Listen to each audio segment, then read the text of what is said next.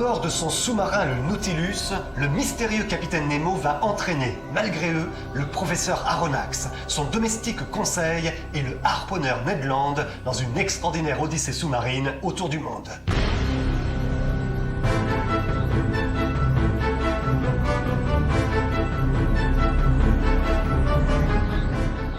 L'année 1866 fut marquée par un événement bizarre. Un phénomène inexpliqué et inexplicable que personne n'a sans doute oublié.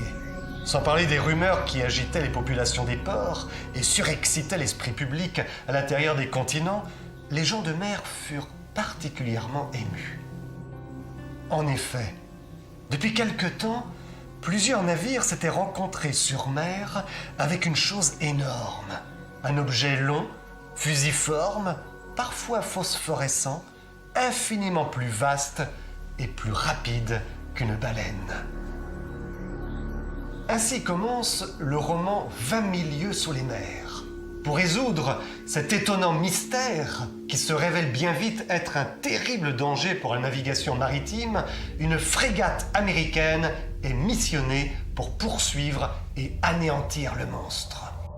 3 personnages se retrouvent embarqués dans ce qui va devenir une extraordinaire aventure. Ned Land, un Canadien, le roi des harponneurs, qui ne connaît pas d'égal dans son métier pour lancer un harpon contre une baleine ou un cachalot.